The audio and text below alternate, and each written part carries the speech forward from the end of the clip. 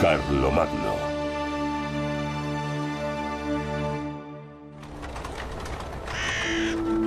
Episodio primero.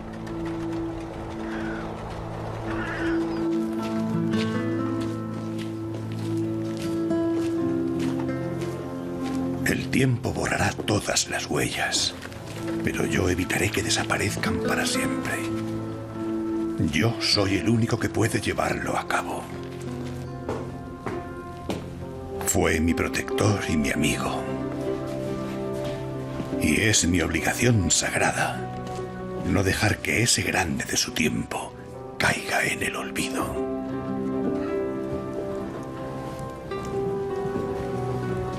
Ya han pasado muchos años desde aquel memorable día de Navidad en el que Carlos Virrey fue coronado emperador en Roma. Gloria in excelsis Deo, laudamus te, benedicimus te, adoramus te, glorificamos te. El 25 de diciembre del año 800, cuando Carlomagno fue coronado emperador, se encontraba en el apogeo de su poder. Gobernaba un imperio que abarcaba casi toda Europa. Carlomagno era el gobernante más poderoso de su tiempo. En Roma, el mismísimo Papa tiembla ante su presencia.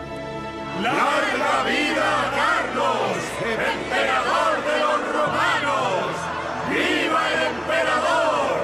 ¡Viva nuestro rey! Solo hay una persona que puede contar la historia de Carlomagno de primera mano. Su antiguo compañero de camino, el erudito de la corte, Eginardo. Disculpadme, maestro. Llego tarde. Ni una vez has llegado a la hora. Me pregunto, Johannes, si estás a la altura de la misión que te he asignado. Me he propuesto comenzar a escribir lo antes posible sobre la vida pública y privada del gran rey Carlos y, naturalmente, sobre todos y cada uno de sus hechos.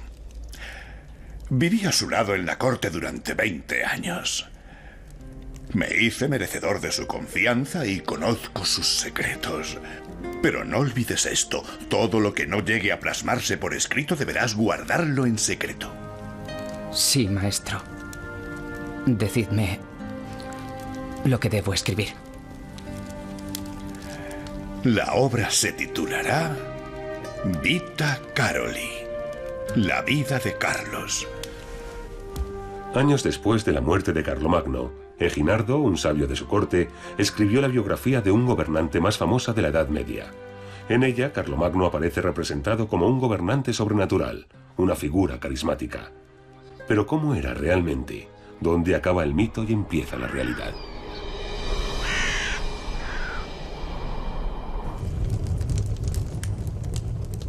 La historia comienza en una época turbulenta.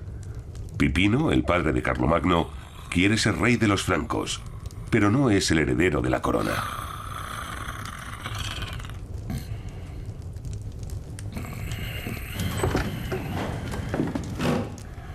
Ya está amaneciendo. Habéis velado toda la noche, señor.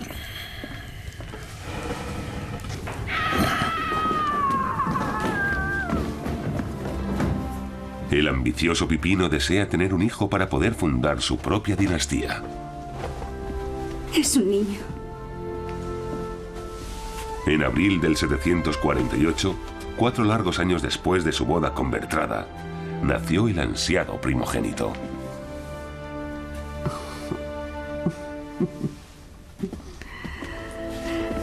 Dale la noticia a tu señor. Se puso muy nerviosa tras su matrimonio porque no conseguía tener hijos. Su posición, y por supuesto la de su marido, dependía de que consiguieran tener un hijo varón.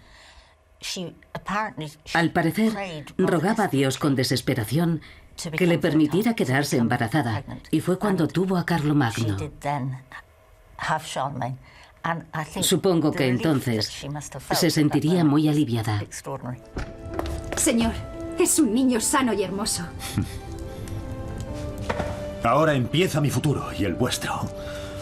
Mi hijo será bautizado con el nombre de Carlos, como mi padre. Y será uno de los más grandes. Dios bendiga al futuro rey. El reino franco, que se componía de múltiples principados, llevaba generaciones gobernado por los merovingios. Pero Pipino, el padre de Carlomagno, tenía buenos argumentos para conseguir el apoyo de los príncipes en su asalto al poder.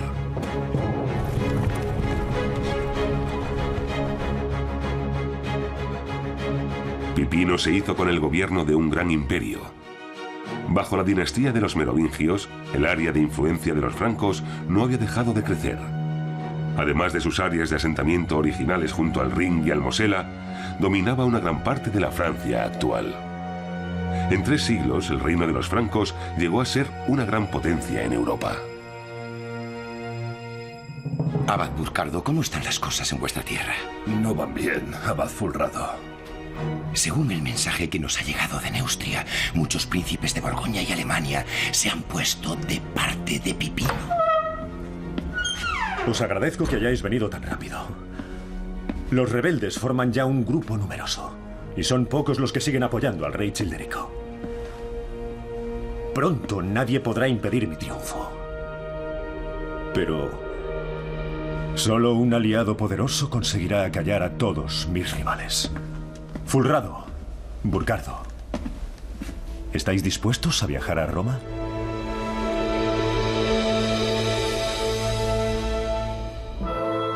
La clave del plan de Pipino era el Papa.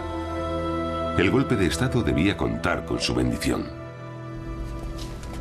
Mis queridos abades, Fulrado y Burcardo, os comunico que, después de pensarlo detenidamente, he tomado la siguiente decisión sobre el futuro del reino franco. Es mejor que el rey sea el que tiene el poder y no aquel que ha perdido toda su potestad. Por eso, en virtud de la autoridad apostólica, el rey de los francos será desde ahora mayordomo de Palacio Pipino. Santidad, habéis tomado una decisión favorable para los francos y también favorable para vos. El Papa de Roma se había convertido en una autoridad desconocida hasta entonces en el reino franco. Pipino se vio obligado a buscar una legitimación superior a la de los nobles francos y a la de los obispos francos para consolidar sus ambiciones políticas, y no tenía mucho donde elegir. Lo más fácil era dirigirse al Papa. Así, por orden del Papa de Roma, el padre de Carlos, Pipino, fue coronado rey de los francos. El último rey merovingio dejó que Pipino le tonsurase la cabeza y lo encerrase de por vida en un monasterio. Sigue escribiendo, Johannes. De todas formas, incluso antes de la coronación de Pipino, el antiguo rey ya tenía que conformarse con conservar el título, el cabello y la barba y jugar a gobernar sentado en su trono. Desde ese momento, Pipino tuvo que proceder con gran habilidad. Le prometió al Papa defender Roma de todos sus enemigos y se convirtió en protector de la Iglesia. En compensación, consiguió la unción del Papa para su primogénito Carlos y para su segundo hijo, llamado Carlomán.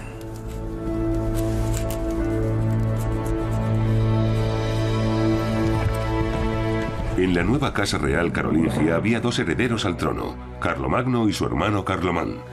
Desde la infancia, los dos se veían más como rivales que como hermanos.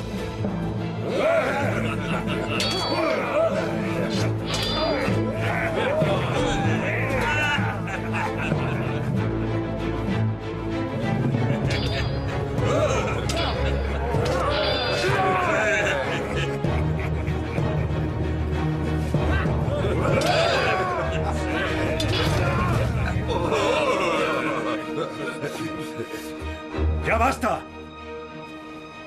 ¡Dejadlo inmediatamente!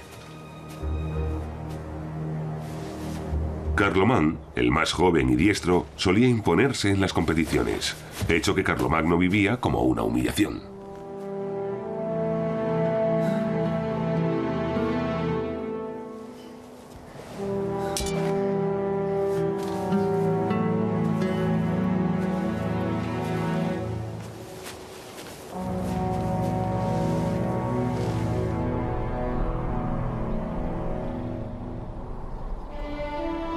Os he reunido aquí para que seáis testigos de mis últimas voluntades. Dividiré el reino de los francos entre mis dos hijos. Os ruego que les seáis tan leales como lo habéis sido conmigo. Además, determino que tú, Carlos, reines en el norte de Neustria y Austrasia y en el oeste de Aquitania. A ti, mi querido hijo, te dejo el este de Aquitania, Borgoña, Provenza, Alemania y el sur de Neustria y Austrasia. Esta decisión es irrevocable.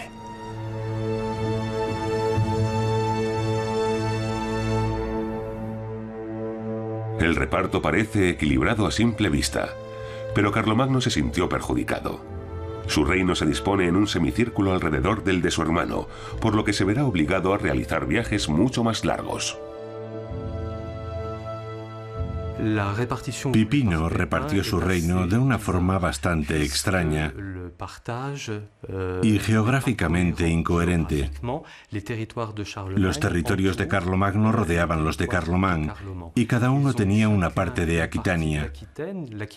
Ya desde los tiempos de los merovingios, Aquitania era una región muy preciada. El objetivo de Pipino al repartir así su herencia era seguramente obligar a sus hijos a colaborar, algo que no supieron hacer, que no quisieron hacer. Había una fuerte rivalidad por la supremacía. En la famosa abadía de Saint-Denis se encuentran las tumbas de los reyes francos. También el padre de Carlomagno, Pipino, yace aquí junto a su esposa Bertrada.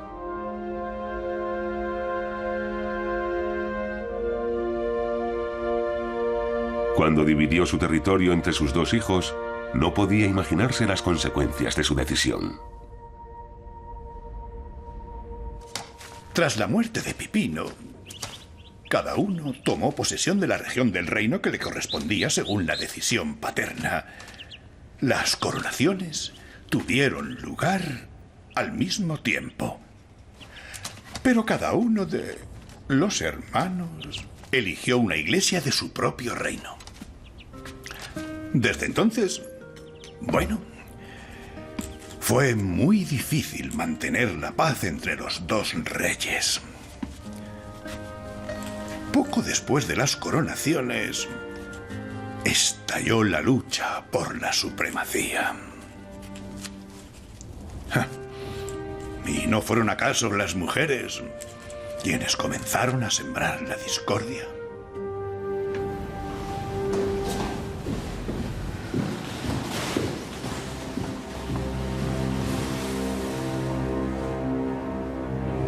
Esta era también la intención de tu padre.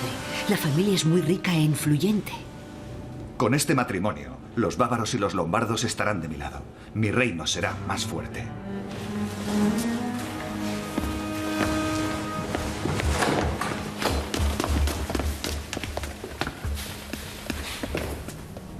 Pronto tendréis noticias.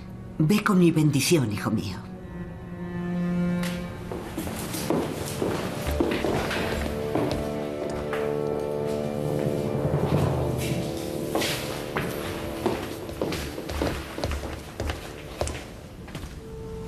¿Qué puede ser tan importante para que mi hermano se digne a visitarnos? No seas tan duro, Carlos.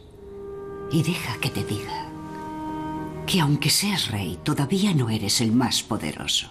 Contigo a mi lado, madre, no tengo nada que temer de mi hermano. Estaré a tu lado como siempre he estado. Pero no subestimes a tu hermano. Tiene aliados poderosos. Las relaciones entre príncipes solían ser siempre tensas y complejas. Y en este caso tenemos pruebas claras de que era así. Me pregunto si la causa sería la mayor afinidad de la madre con su hijo mayor. Tras la muerte de Pipino, cuando estuvo claro que la relación entre los hermanos no era buena, Bertrada intentó poner paz entre ellos, aunque creo que su preferido era Carlos.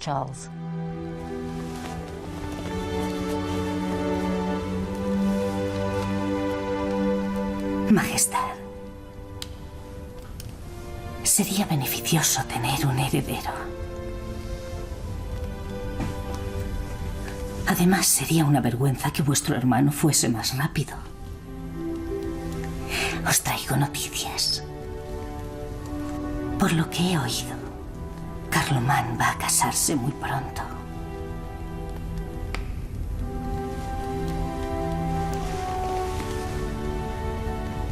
Ya está viviendo con su futura esposa. No digas más.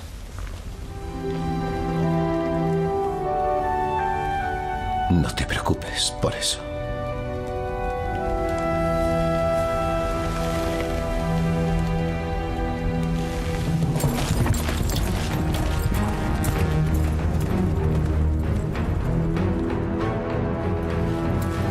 Señor, acabo de llegar de Duasdibes y no he visto ni rastro del ejército de vuestro hermano. ¡Mi caballo!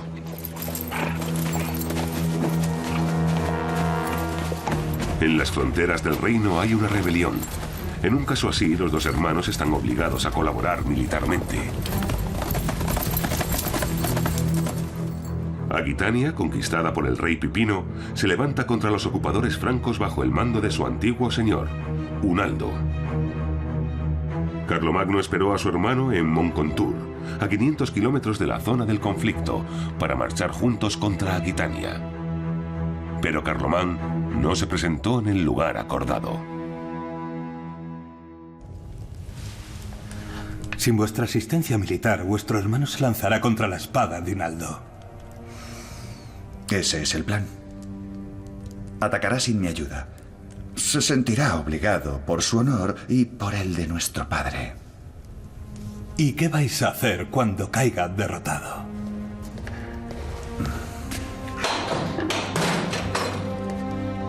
¡Oh, qué agradable visita!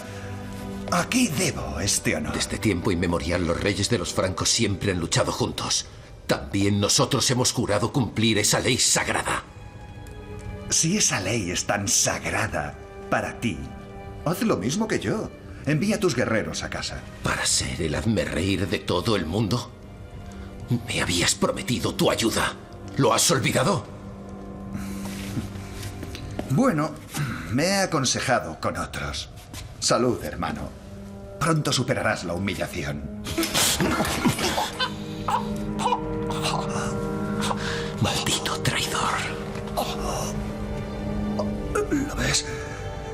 ¿Tienes la fuerza suficiente para matarme? Lo único que te falta es el valor.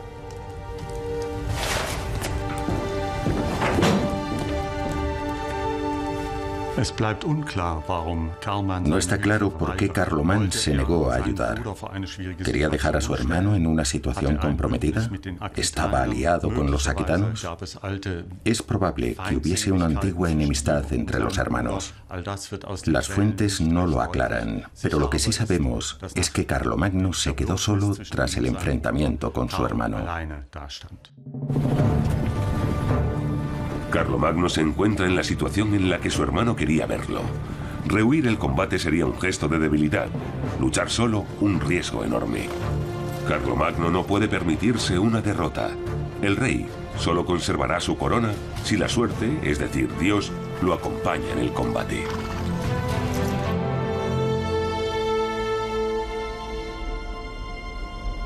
Puede que Carlomagno se sintiera seguro de sí mismo por contar con las armas y la tecnología militar más avanzadas. Eso indica un valioso documento de la biblioteca de la Abadía de San Galo, una de las bibliotecas más grandes y antiguas del mundo.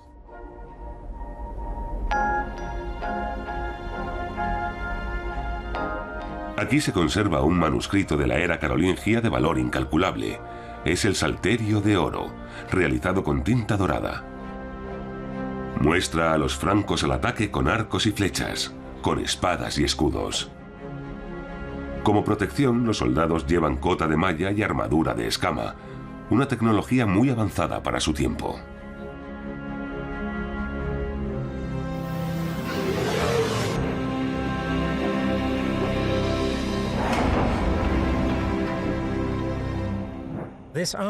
El ejército de Carlomagno está bien equipado y lo que es más importante, lo primero que el enemigo ve es un ejército de hierro.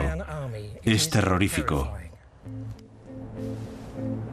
Un experimento va a estudiar la velocidad y la fuerza de percusión que alcanza una flecha al golpear la armadura. El recorrido de la flecha se grabará con una cámara de alta velocidad. La diana es un torso hecho de jabón del grosor de un cuerpo humano. El tirador y el maniquí están exactamente a 10 metros. La cámara, a 3000 fotogramas por segundo, graba el vuelo de la flecha. Aquí es cuando penetra en el torso. ¿Qué velocidad ha alcanzado la flecha? La flecha ha volado a 45 metros por segundo, es decir, 172 kilómetros por hora. ¡Qué rápido!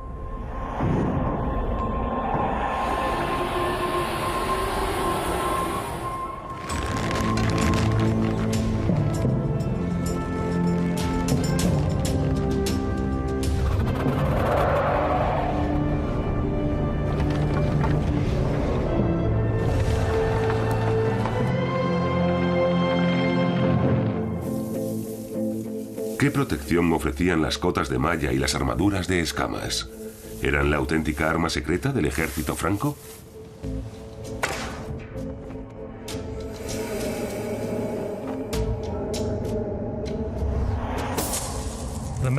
La cota de malla es la principal forma de armadura que se utilizaba en aquel tiempo.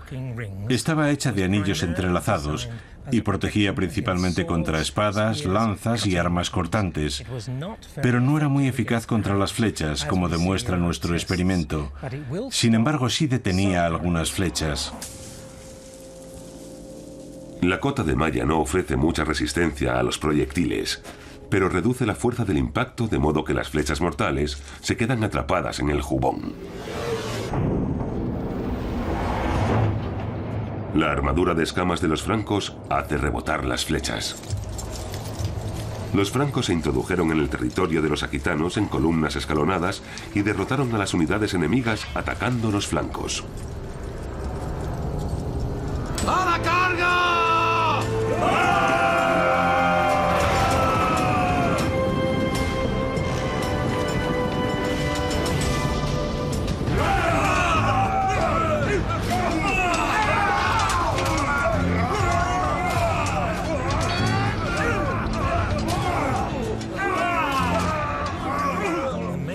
El factor más importante en los éxitos militares de Carlomagno es simplemente el dinero.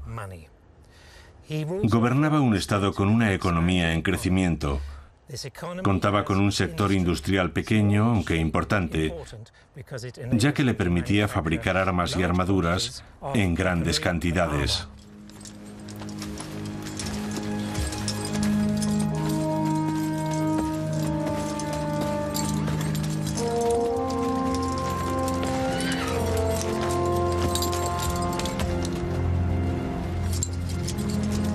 Señor, señor, tenéis un hijo. Vuestra esposa ha dado a luz un niño. ¡Tenemos un heredero! ¡Los francos seremos los vencedores! ¡Ah!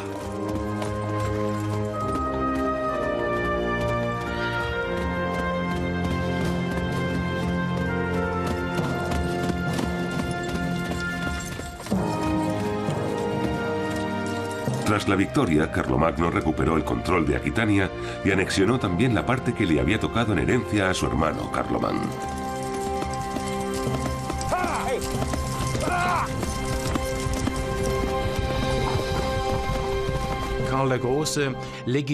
El éxito en la batalla de Carlomagno legitima su reinado, le permite demostrar a su corte que es un rey soldado capaz de vencer, y eso da legitimidad y estabilidad a su gobierno. Probablemente su hermano no había pensado que si Carlomagno vencía, él, como hermano menor, quedaría en una posición secundaria. Así que podemos suponer que Carlomán se arrepintió de no haber asistido a su hermano en la liberación de Aquitania. Carlos le dio a su hijo el nombre de su padre, Pipino. Además, estaba feliz por haber dejado clara su superioridad ante su hermano con su demostración de fuerza. Pero pocos meses después pasó algo inaudito. Carlomán también bautizó a su primogénito con el nombre de Pipino. Fue una gran provocación hacia su hermano. Debes saber que Carlos siempre soportó con paciencia la hostilidad y los celos de su hermano. Sí, también entonces la gente se sorprendía de que nunca reaccionase con furia. Más bien se ocupaba de sus asuntos a su manera.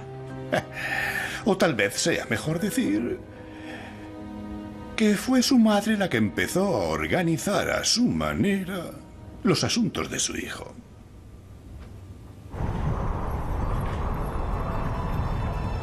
La madre del rey, Bertrada, cruzó en secreto los Alpes en dirección a Italia. Se dirigía al palacio del rey de los Lombardos, Desiderio, en Pavía. Bertrada quiere cerrar una alianza con el antiguo enemigo de los francos para fortalecer el reinado de Carlomagno. Las fuentes suelen dar muy poca información sobre el papel de las mujeres en aquel tiempo. Por eso, en el caso de Bertrada, podemos constatar que gozaba de una posición de dominancia muy poco habitual y que manejaba muchos hilos de la política. Querida Bertrada,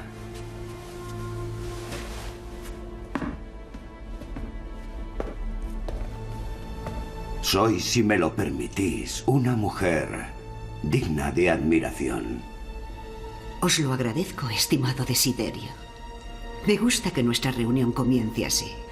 Bien, cada vez me parece más sorprendente la distancia que separa el hermoso reino de los lombardos de la corte de los francos. Deberíamos hacer algo para remediarlo.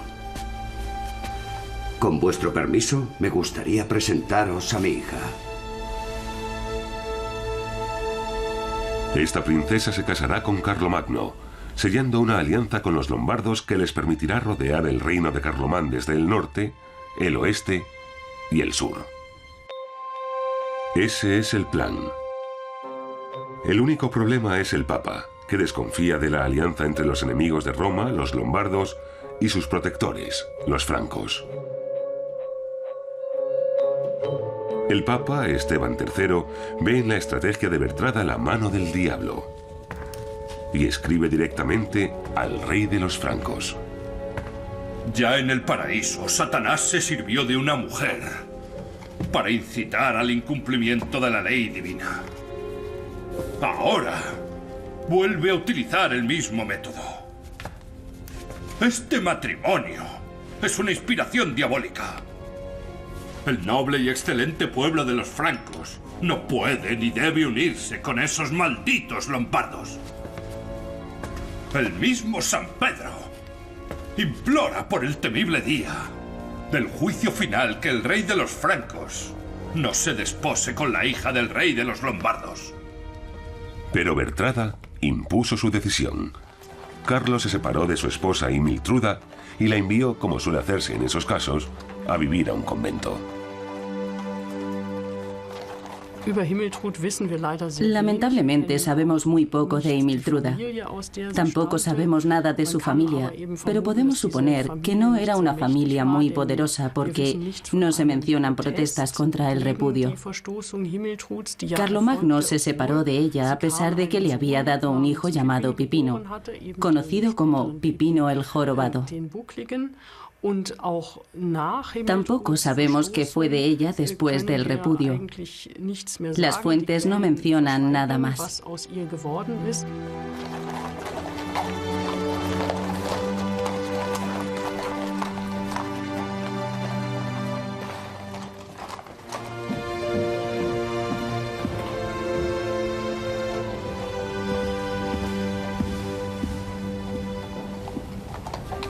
Carlos, tu prometida ha recorrido un largo camino y le gustaría conocerte.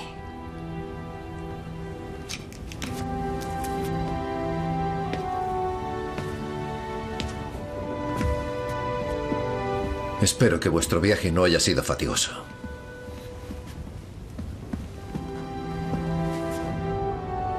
Os espero para cenar. El matrimonio con la princesa lombarda parecía muy útil. El rey lombardo había casado a sus hijas con personas muy prestigiosas. Y Carlomagno estaba entrando en una constelación de poder ya existente. Ahora le toca mover ficha a Carlomán.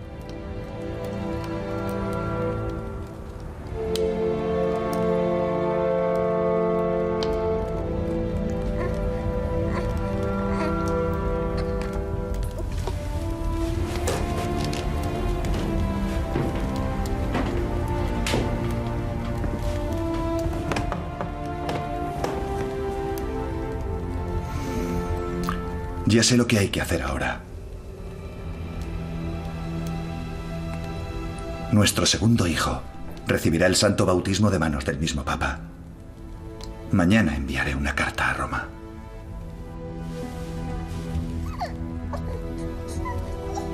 Su santidad estará de acuerdo y sellaréis una nueva alianza.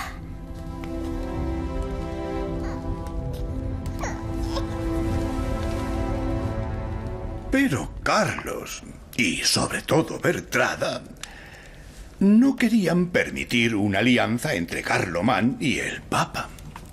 Y la alianza no llegó a establecerse, porque, como era de esperar, Bertrada empezó a mover los hilos una vez más. Y consiguió atraer al Papa a su terreno. Carlomán se enfadó tanto que llegó a pensar en marchar contra Roma. ¿Quería atacar la ciudad del apóstol San Pedro? Así es. Y en ese caso habría estallado la guerra fratricida que amenazaba desde hacía tiempo. Pero la providencia tenía otros proyectos. A veces los caminos del Señor son realmente inescrutables.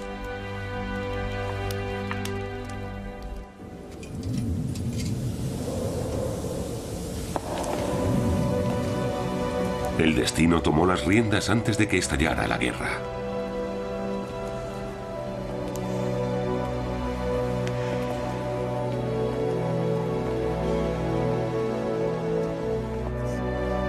Con solo 20 años, Carlomán murió en circunstancias misteriosas.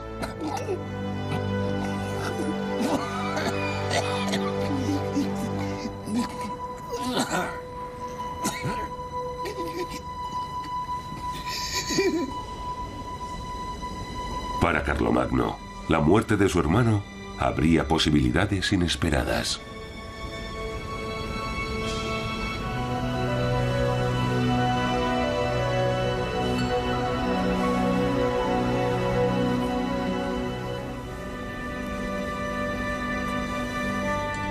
Cuida de nuestros dos hijos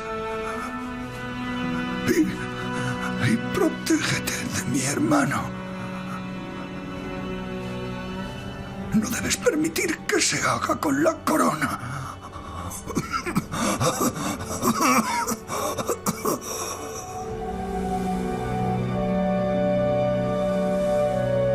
Carlomagno no tardó tiempo en proclamarse único rey de los francos. La inesperada muerte de Carlomán fue un regalo para Carlomagno. No estoy seguro de que no jugara sucio, pero la especulación es solo una parte del trabajo histórico. La otra es la declaración de los testigos, que en este caso no da indicios de que Carlomagno tuviera algo que ver con la muerte de su hermano.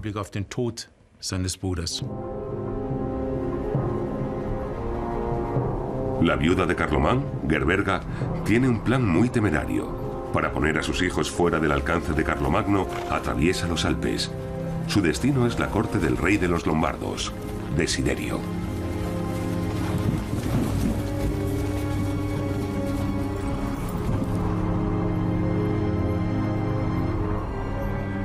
Gerberga huye a Italia, probablemente con la esperanza de poder enfrentarse a su poderoso cuñado y derrotarlo con la ayuda de los lombardos. No podía estar más equivocada. Carlomagno tardó 2 años en marchar sobre Italia, pero para entonces los herederos de Carlomán estaban desaparecidos. Los días de la esposa lombarda de Carlomagno en la corte también estaban contados.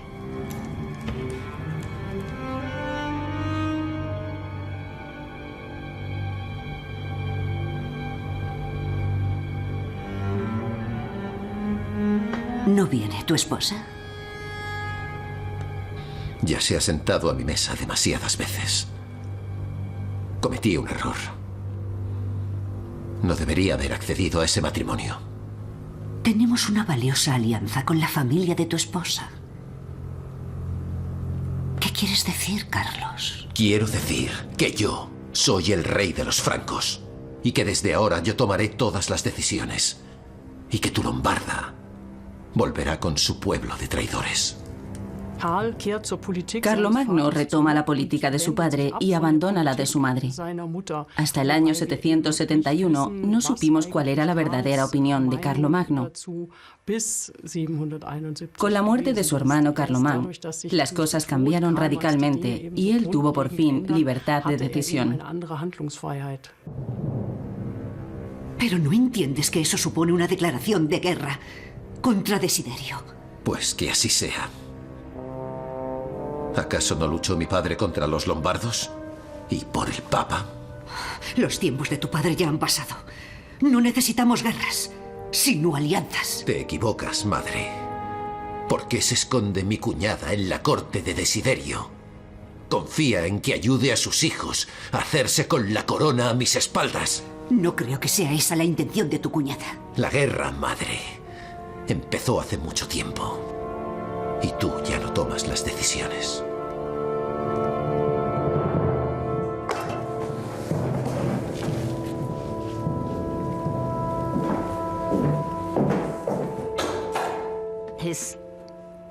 Su relación con Italia estaba cambiando. Quería una alianza con el papado y tenía que deshacerse de los lombardos. Pero también necesitaba casarse con una aristócrata, algo mucho más normal que un matrimonio con una extranjera. Quería la hija de una familia poderosa, capaz de apoyarlo política y militarmente en la década del 770.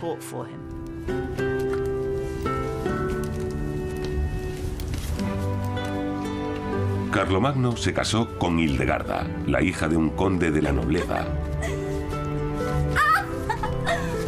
Ya hacía tiempo que había enviado a su esposa lombarda con su padre. Durante los siguientes 11 años, Hildegarda dio a luz 9 niños.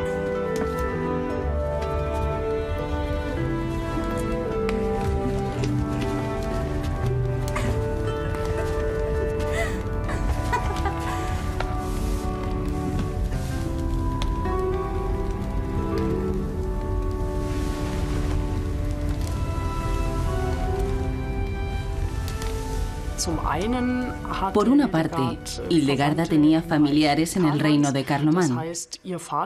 Su padre era un gran apoyo para Carlomagno en ese territorio. Además, la joven Hildegarda, que tenía entonces 14 años, tuvo que ser encantadora, ya que consiguió reconciliarse con quienes se oponían al matrimonio. Por lo que sabemos, llegó a ser una de las reinas más queridas.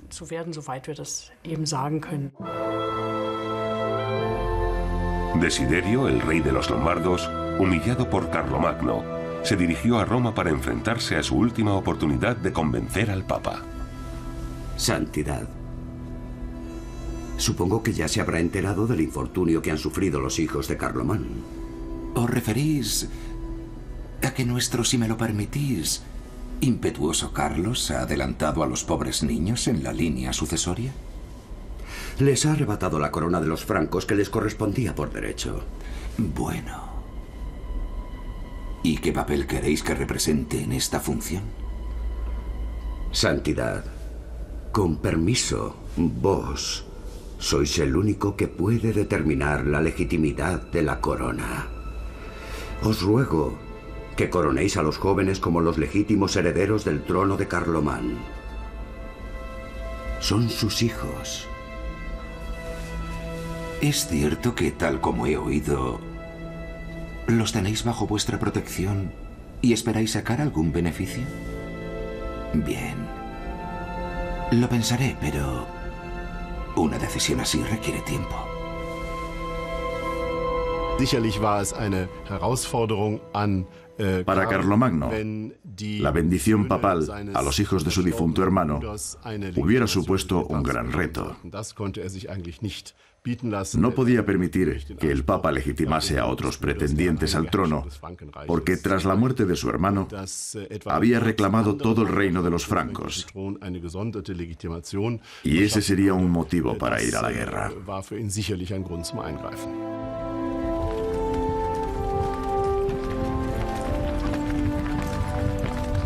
En mayo del año 772, la guerra con los lombardos parecía inevitable. Pero el trato que Carlomagno había dispensado a sus sobrinos molestó a muchos nobles del reino. La situación es muy tensa cuando Carlomagno, como cada año, renueva los juramentos del vasallaje.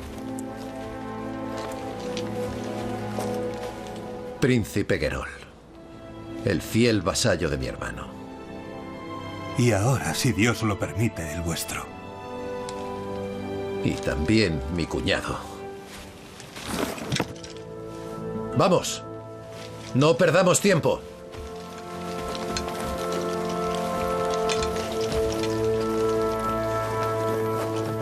Tal como yo lo veo, no estamos unidos.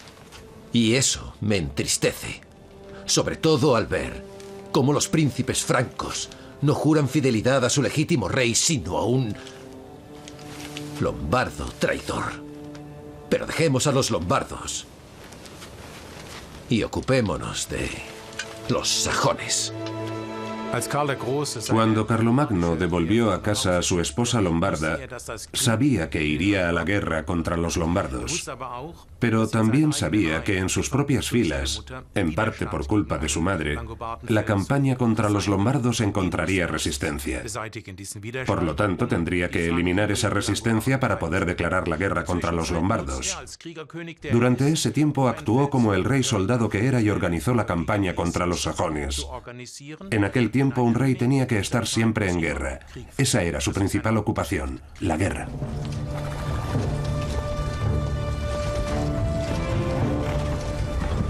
Pipino, el padre de Carlomagno, ya se había enfrentado a los sajones, una confederación de tribus germánicas.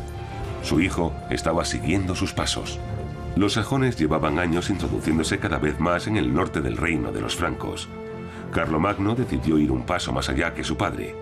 En el año 772, decidió introducirse brutalmente en el territorio sajón hasta el Weser superior.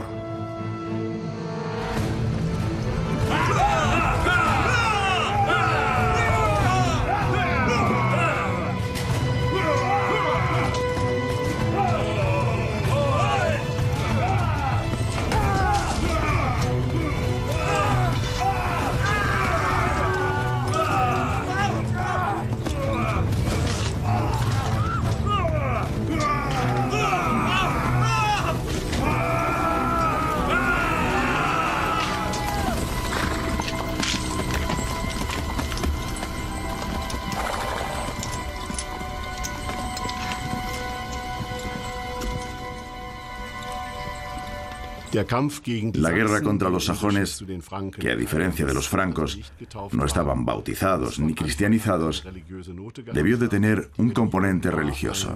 La religión era una parte de la identidad étnica y política que podía utilizarse para someter a un pueblo. En este sentido, no nos consta que Carlomagno haya considerado el dominio militar y la imposición del cristianismo en Sajonia como dos procesos independientes. Para él eran dos caras de la misma moneda.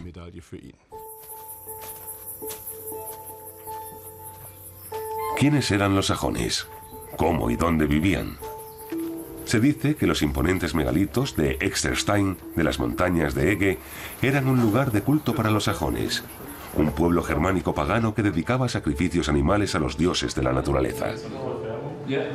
El doctor en física, Clemens Boda, intenta determinar si estas cámaras artificiales se seguían utilizando en tiempos de Carlomagno. Es muy probable que se hayan seguido utilizando. En la entrada el desgaste es muy pronunciado.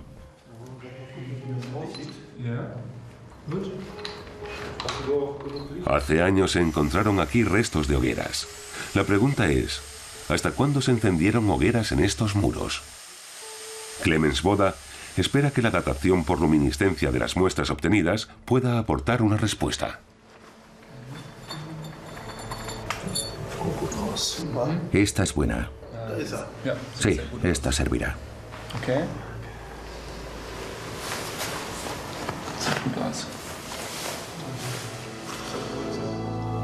Se sabe poco sobre los rituales religiosos de los sajones.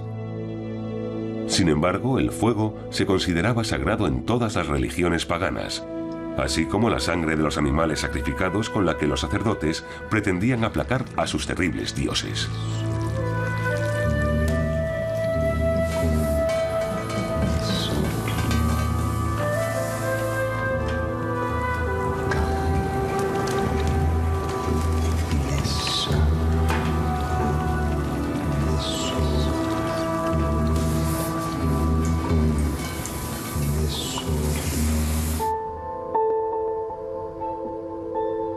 Clemens Boda data las muestras mediante luminiscencia estimulada ópticamente. Así puede determinar el momento del último aumento de temperatura de los granos de cuarzo contenidos en la roca. Tarda varios días en preparar y analizar las muestras.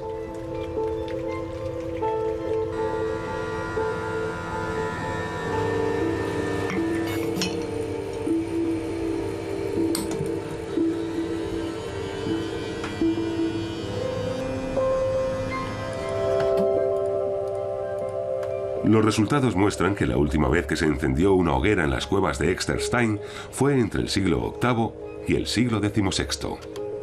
Es decir, también durante las guerras entre los francos y los sajones.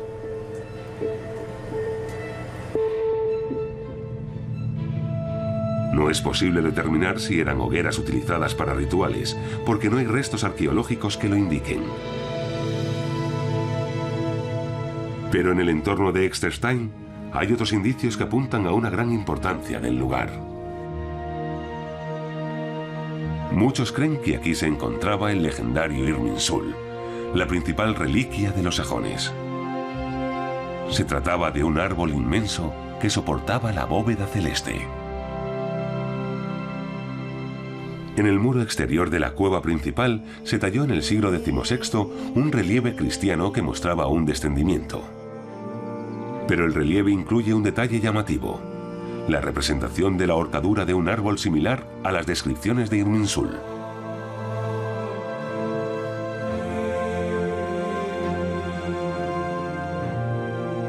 ¿Nos dice el relieve que aquí se encontraba el principal santuario sajón? Esto explicaría por qué Carlomagno luchó con tanta ferocidad por esta región. Carlomagno esperaba que al conquistar el santuario de los sajones conseguiría dominar a todo el pueblo. Pero lo que no se imaginaba es que la lucha duraría muchos años.